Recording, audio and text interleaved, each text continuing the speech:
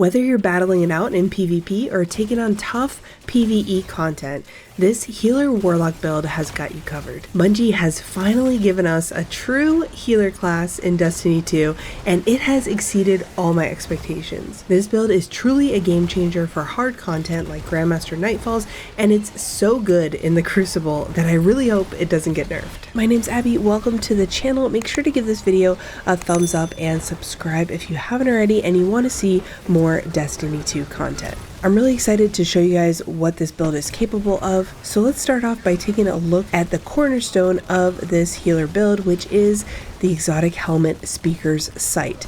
This is a brand new Warlock exotic that you can choose one of two at the end of your Final Shape campaign. If not, you're going to need to go to Raoul and level him up enough to reset his rank in order to purchase it with an exotic cipher. But let's take a look at the perk, the Lost Voice. Healing grenades spawn a restorative turret. Healing allies occasionally spawns an orb of power. So when you throw the healing grenade on somebody or yourself or on nobody, it is going to obviously heal somebody if they're there, but it's also going to spawn a restorative turret that continuously kind of sends out little heal seekers, but it continually sends out those seekers and heals your teammates if they are low health.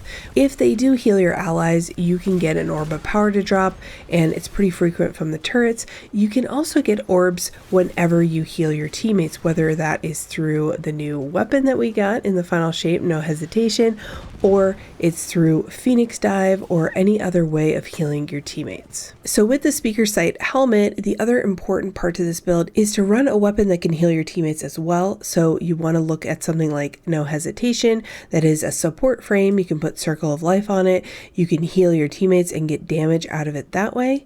You can also run something like Adhorative or another weapon that has Heal Clip on it so that you can give your teammates cure and help heal them that way as well. Or something like Red Death Reformed, which is also going to cure your allies when you reload after a final blow. And having those items along with the helmet and a couple items from our subclass, that is going to allow you to get your abilities back really fast because we're going to be using Ember of Benevolence. And this fragment says applying Restoration, Cure, or Radiant to allies grants increased grenade, melee, and class ability regen for a short duration. This is going to be almost permanently up as long as you are healing with the gun, you're healing with Phoenix Dive, you're healing with your grenade, you're going to get that increased ability regen. There may even be some time where you get 2 healing grenades up at once. This fragment is so good. But let's take a look at our aspects. So we've got Hellion here, which is our Fire Soul. I really love this Fire Soul. It scorches enemies and it's just really, really good. It's pretty great in PvP as well.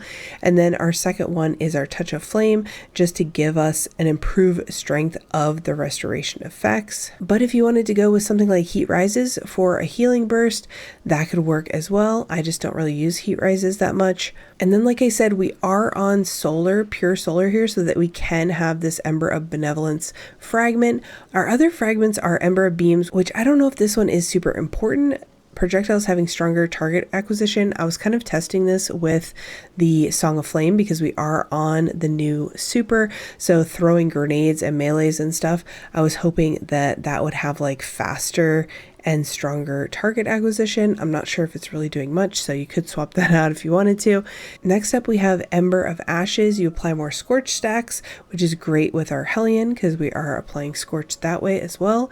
And while we are in Song of Flame, we're also going to be scorching targets with solar and kinetic weapons. So all of our weapons pretty much, sometimes I swap the call out for something like Mountaintop, or you could swap it out for a sniper, and all of those are going to be scorching while you're in your Song of Flame. And then the last one, Ember of Searing, defeating scorched targets grants melee energy and creates a fire sprite, so that kind of goes into that same rotation. All right, that was a quick overview of the subclass. Now let's take a look at our mod customization. Obviously for our helmet, we've got our siphon on here. You want to change this for whatever weapon you think you're going to be getting multi-kills on. You could change it to your solar as well. If you swap to Harmonic Siphon, you could also put Powerful Friends on here, or something where your teammates will get a benefit for armor charge. You could also put on a Heavy Ammo Scout. Onto our arms, we're putting double grenade kickstart. This is what we're doing with our armor charge. It's helping us get our healing grenade back. So once we drop those orbs, we pick up the orbs. We also have charged up, and we've also got our kinetic surges that are also using up our armor charge. And then on our class item, I've got Powerful Attraction because we're using Phoenix Dive, so it just sucks up all the orbs for us, and a little bit of time dilation. That's going to allow us to get that extra bonus damage for our heavy weapon from the kinetic surges, but then we're also going to get the grenade kickstart. For the artifact, obviously I have Winning Hand because I am using 2 Dealer's Choice weapons. Combatant Precision Final Blows are rapidly defeating combatants, cause the targets to explode. This is going to deal solar damage to nearby combatants. Having several weapons equipped increases the effect. This is really important for both of those weapons. If you're using Microcosm, the Trace Rifle Heavy, then Rapid Final Blows with Kinetic Weapon or a weapon matching your equipped super create an elemental pickup. This also works obviously for No Hesitation. And then the 4th column here, I usually pick all 3 of these because I'm usually on Prismatic, but for this particular instance, you only need to worry about this middle one. While you have a Solar or Prismatic subclass, picking up an orb makes you Radiant. That is us, Solar. And then for this particular build, because we are not prismatic, I wouldn't get Transference and I would get Expanding Abyss and Shield Crush. Obviously, we're not using Void sources, but if you want to switch to a Void weapon, you could do that. If you're in a raid or something, someone's weakening a target, you could use Void and take advantage of that. But then Shield Crush, while you are Amplified or Radiant, which we're going to be Radiant whenever we pick up an orb, your grenade recharges faster and deals increased damage. We don't really care about the increased damage in this case because we're using a healing grenade, but the recharge is really nice. All right, now that I've showed you the PvE version, I'm going to show you my PvP version really quick so that you guys can get a look at what I've got going on here. So for PvP, I've been using Red Death, like I mentioned. The other weapons doesn't really matter. You can use whatever you want. Subclass is still the same. Obviously, for PvP, you want to focus on 100 recovery. So that's what we've got going on here.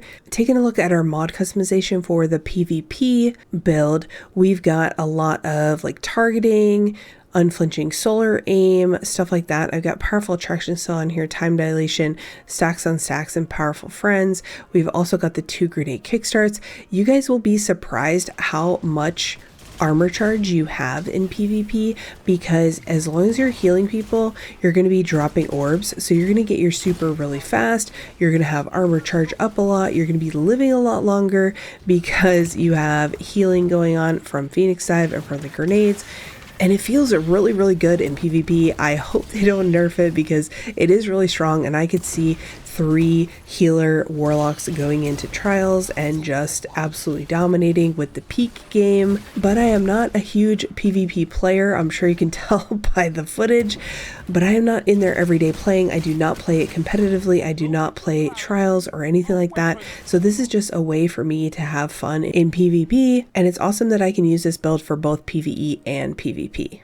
Alright guys, that is it for the ultimate healer warlock build. If you have any suggestions, leave them down in the comments below. Thanks for stopping by. Make sure to leave a like on the video if you enjoyed it, and let me know what type of builds you want to see in the future.